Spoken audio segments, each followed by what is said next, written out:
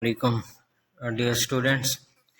This is the second lecture about the men's and the women's language, and it covers the basic approaches to the gender speech, which differentiates the characteristics, properties, and the ways of using language by men and women. Jennifer Cordes outlines the historical range of approaches to gender gendered speech in her book Women, Men and Language. She contrasts the four approaches known as the deficit, dominance, difference and dynamic approaches. The first approach is called deficit. Literally, the deficit means shortfall of anything, shortage of anything. So here deficit means the lackness or less proficiency or lack of proficiency of using language. It is attributed to Jesperson and defined that adult male language as the standard and women's language as deficient. We have previously studied that women tend to use the standard language during their conversation and utterances.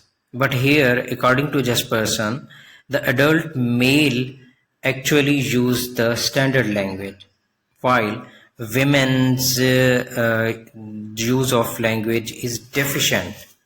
It means lack of proficiency or their grip or command on the rules, principles of the language or deficient and lacking. This approach created a dichotomy. It means two opposing or differing points or aspects regarding the concept. So, the first aspect of this dichotomy is that women use language having men's language as benchmark. Benchmark word is actually used for relating to any criteria or the standard to which another thing is related or compared or contrasted, or if we talk about the human beings, they may follow that benchmark or copy that benchmark and pursue that criteria or standard.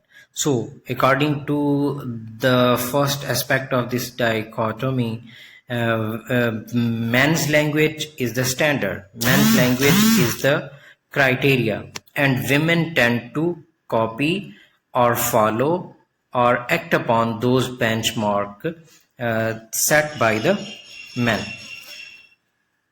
The second aspect of this dichotomy is that women's language is considered as inherently wrong. It is also understandable that when we talk or establish the fact that adult male language is actually standard, then it implies that perhaps it may be possible that inherently by nature or by instinct or by birth, women's language is actually wrong, that they are considered, they may be considered that they are not able to speak the correct language according to the standard. The second approach is called dominance. Female gender is seen as subordinate group whose difference in speech style is a result of male supremacy and effect of patriarchy. Here, the dominance and subordination are the two concepts in which, if we look at the makeup of our society, the composition of our society, here group of people live in such a way that they are distributed, categorized and classified into different strata, into different sections in which one section or one member is considered as dominant, having more authority, or having higher prestige, or gaining more importance than the other group, which is important and less prestigious, or given less importance, etc. So according to this approach, female gender is considered as subordinate. It means that their use of language, their styles of using language, and their standard of using language is considered to have less importance, less prestige, etc. In speech style. And why is this so? It is because the opposite gender, that is male, are supreme, more dominant, more important, more prestigious, and this create an effect of patriarchy. Patriarchy is actually male dominance, or the ways in our society in which how we live, how we speak, how we think, how we idealize things, and how we acquire, create, and maintain our ideologies, principles, rules, and norms and values, which are totally and dominantly dictated by the male person or male member of the society. This tradition is called patriarchy. So in our society, as today in this living world, most of the human societies are patriarchal societies. So they can dictate or devise the ways how men and women should use their language and the styles of their language. The third approach is difference. It is about an approach of equality. Equality means on the opposing side, at one side men and at the other side women. Or it also deals about the contrasting or differentiating about both the genders, like differentiating men and women as belonging to different subcultures, as they have been socialized so since childhood. Here it is important to understand the concept of the subcultures.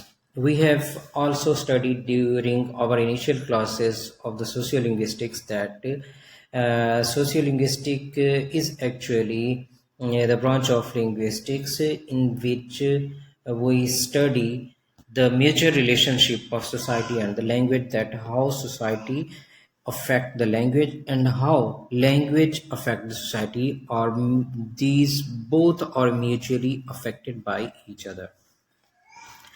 So uh, here in that context, in that sense, we see that despite living in the same culture, the male members of the society and the female members of the society, the circle of the male members and particular circles of the female members, if we deeply try to understand or study their makeup, their composition, their way of working and way of behaving and expressing attitudes, it comes to us that they are actually related to different cultures despite living in the same society.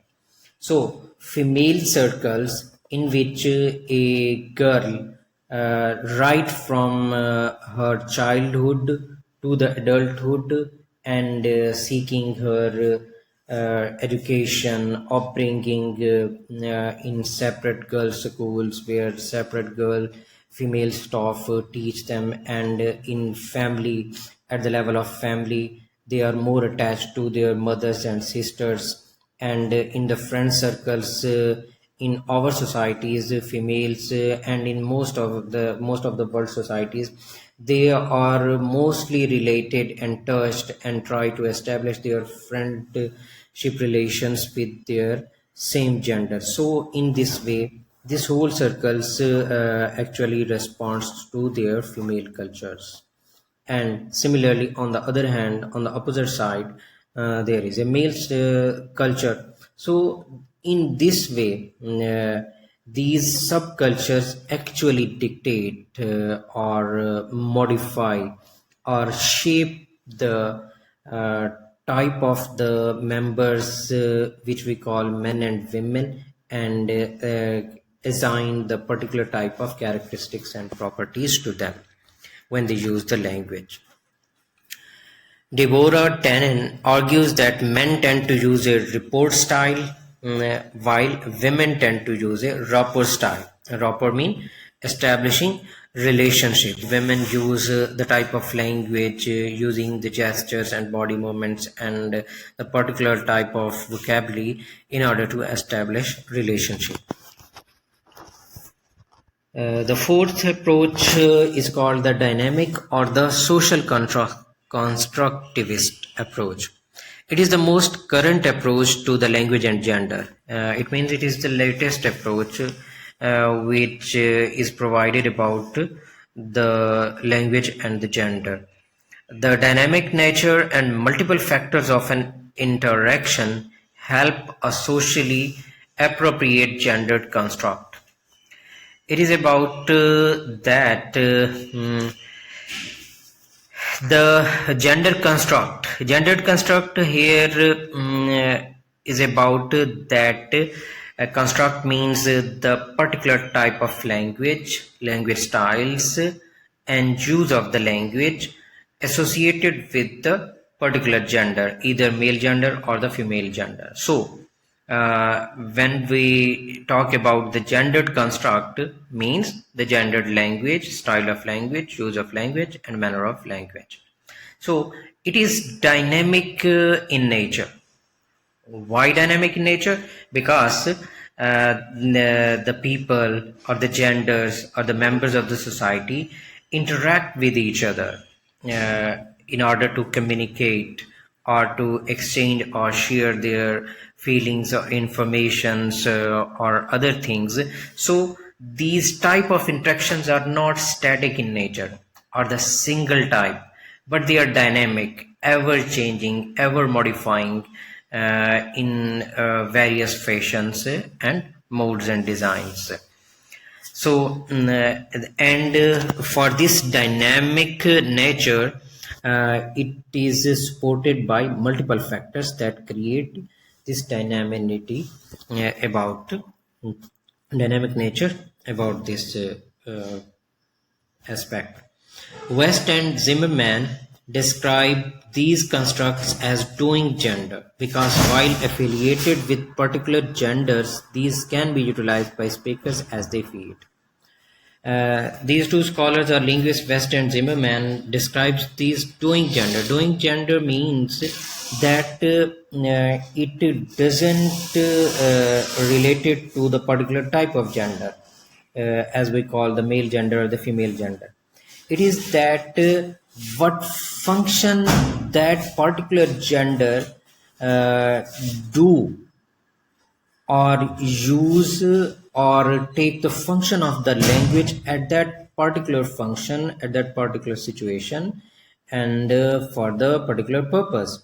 Because we can say that if a female gender by nature, she tries to use the style of language, the manner of language, and the use of language like a male gendered language style or language manner, or to perform the function of a male gender as far as it is related to the use of the language. So in this way, it is called the doing gender.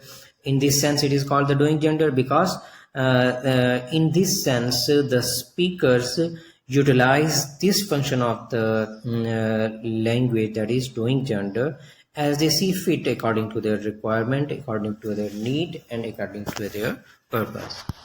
So we have studied the main basic differences between the men and women as language, and also the four basic approaches associated for their explanation.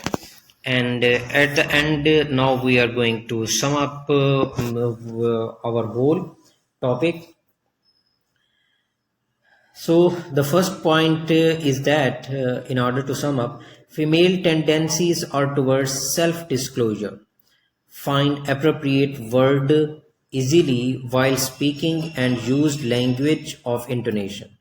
The most basic properties of female are their tendencies towards they want to express themselves. It means self-disclosure. Find appropriate word easily, and for this reason they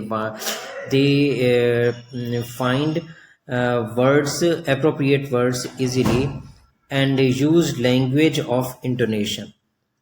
And if we sum up these traits or properties to pinpoint those properties, it is about the traits identified as women language or softeners, verbal fillers. Verbal fillers means the use of particular words, phrases, or verbs in order to take the function of word, less sure of themselves and their meanings when they feel about themselves and their messages that they are not certain or not sure about themselves. That kind of things are called verbal fillers, like I think, it may be, it may or may not be, etc. Question tags, lack of humor, minimal responses, hedges. Hedges are also about the words or the phrases to express ambiguity, probability, caution, or indecisiveness when they are not in the state of certainty or decision making situation or ability. Speaking in italics, it is also about the use of the words or the phrases being emphasized to catch one's interest. When during conversation or using language, one wants to emphasize particular words or phrases in order to attract the attention of the listeners. These are called speaking in italics, and women use these properties. Empty adjectives is about those particular use of adjective words which are hard to identify real meaning implied, that what the speaker wants to say about the use of that particular adjective, that is its real meaning implied. And it becomes hard to identify such kind of adjectives used or called empty adjectives, and bring more complement effect. And empty adjectives are also about those which are about to convey the complement. For example, women often use we have studies oh dear or so sweet. It can imply that they may talk about their lover, but simply it is not that real meaning implied, but they actually want to complement something, so they express such type of words.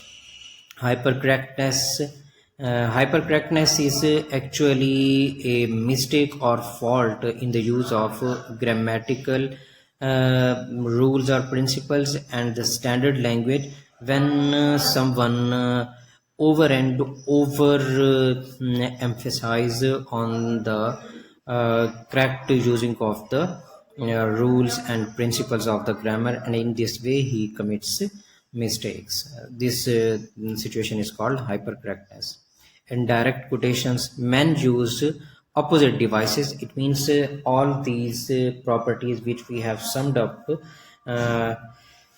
related to the female gender and women, but male gender or men use opposite devices. They don't use such devices in their language.